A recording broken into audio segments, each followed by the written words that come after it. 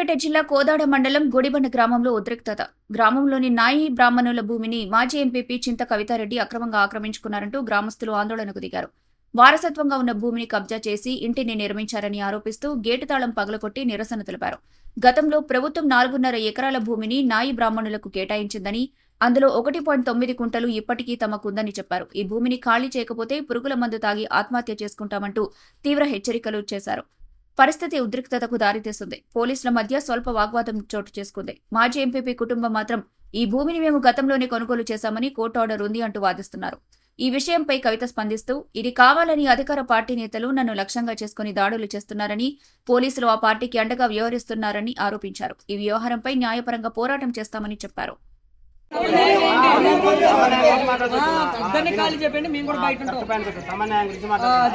అవతలలో కూడా కిరాయి ఉండటం ఇల్లు సొంత వాళ్ళు కూడా కాదు, కిరాయి ఉండటంలో కూడా న్యాయం కావాలి సార్. మంచిగా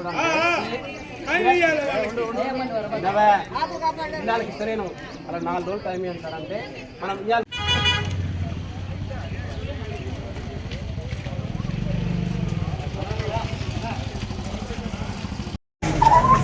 ఈరోజు గుడిబండలో జరిగిన దాడి మాది అని చెప్పి మా భూమి మీదకి వచ్చి పోలీసుల అండదండలతో ఈరోజు గుడిబండలో ఏం జరిగిందో మీడియా సోదరులందరికీ కూడా తెలుసు. మీడియా ద్వారా నేను అన్ని కూడా నిజాల్ని మీరు ప్రజలకి న్యాయ వ్యవస్థకి తెలియజేయాలి కాబట్టి నేను మీ అందరికి కూడా నా దగ్గర ఏం ఆధారాలు ఉన్నాయో అవన్నీ చూపించడానికి మీకు చూపిస్తున్నాను. మా మామగారు 1971లో కందరపోయిన వీరమ్మ అని చెప్పేసి 3 ఎకరాలు 2 కుంటల భూమి కందరపోయిన వీరమ్మ దగ్గర కొనడం జరిగింది. దానికి 1971 రికార్డు అది. ఆ దగ్గర నుంచి మళ్ళీ అదే చంద్రారెడ్డి గారి కొడుకులు రిజిస్ట్రేషన్ డాక్యుమెంట్తో వేరే వ్యక్తులకు అమ్మడం జరిగింది. మళ్ళీ రిజిస్ట్రేషన్ డాక్యుమెంట్తో మా పేరు మీద మేము ఉండి గ్రామ పంచాయతీ పర్మిషన్తో ఇల్లులు కట్టుకొని అక్కడ కనీసం 3 సంవత్సరాల మించి నివాసం ఉంటుంటే, గతంలో కూడా ఇదే దాడి జరిగినప్పుడు మేము హైకోర్టుకి వెళ్ళినప్పుడు మాకు 145 ఆర్డర్స్ కొట్టేసి ఎవరైతే భూమి మీద ఉన్నారో వాళ్ళదే అని చెప్పేసి 145 ఆర్డర్స్ని పర్మనెంట్గా కొట్టేయడం జరిగింది. మమ్మల్ని ఉండమని హైకోర్టు ఆర్డర్స్లో ఉండగా మేము ఎస్పీ గారికి ముందస్తు జాగ్రత్తలో కంప్లైంట్ ఇచ్చి మా మీద ఇప్పటికి 2 సార్లు దాడి జరిగింది. 3వ సారి కూడా మమ్మల్ని బెదిరిస్తున్నారు.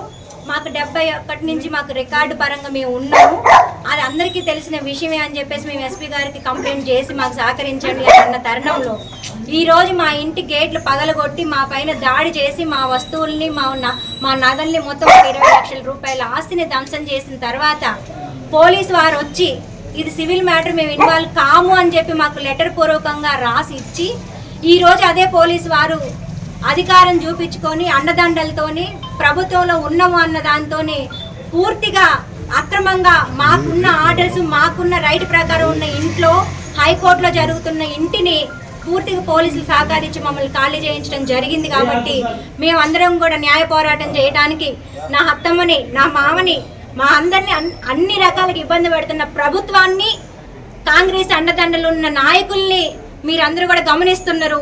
వాళ్ళ దగ్గర వాళ్ళకి ఇచ్చిన ఇంజెక్షన్ ఒకటే, ఎకరం 9 కుంటలకి ఖాళీ స్థలంలోకి టెంపరవరీగా 31వ తారీఖు వరకు ఇంజెక్షన్ ఇచ్చింది. అది హైకోర్టు కాదు. టెంపరవరీ ఇంజెక్షన్ ఉండంగా, హైకోర్టు ఆర్డర్స్ ఉండంగా వచ్చి ఇంటి మీద దాడి చేయడం ఇది చట్ట విరుద్ధమా, చట్టమా అనేది కూడా, ఇది ప్రజాస్వామ్యంలో ఉన్నామా, రాజకీయ అధికార బలంతో ఉన్నామా, ప్రభుత్వాలు మారిన తర్వాత వేరే ప్రభుత్వాల్లో ఉన్న ప్రజాప్రతినిధులపైన దాడి దౌర్జన్యాలు చేయడానికి కాంగ్రెస్ ప్రభుత్వం ఉందా? ఈ కాంగ్రెస్ ప్రభుత్వం చేస్తున్న దాడి దౌర్జన్యాలకి కొమ్ము గాయడానికి పోలీస్ వ్యవస్థ ఉందా అని చెప్పి నేను న్యాయ పోరాటం చేస్తా. మీ అందరూ కూడా నాకు సహకరించాలి అని చెప్పి వాళ్ళ దగ్గర ఉన్నది వితౌట్ పాస్బుక్ అని చెప్పి, వితౌట్ నాలా పర్మిషన్ రెవెన్యూ ఎట్లా ఇచ్చింది? వాళ్ళకి పాస్బుక్ అనేది లేకుండా నాలా పర్మిషన్ ఇవ్వడానికి ఎట్లా రెవెన్యూ సహకరించింది అనేది కూడా రెవెన్యూ వారి మీద, పోలీస్ వారి మీద మేము న్యాయస్థానంలో పోరాటం చేయాలి అని మేము నిర్ణయించుకున్నాం. మీరందరూ కూడా ఇప్పుడు మీడియా సోదరులందరూ ఇక్కడ జరుగుతున్నది వాళ్ళ దగ్గర ఉన్న ఆధారాలు, మా దగ్గర ఉన్న ఆధారాలను కూడా మీ కళ్ళ ముందు పెట్టినాం.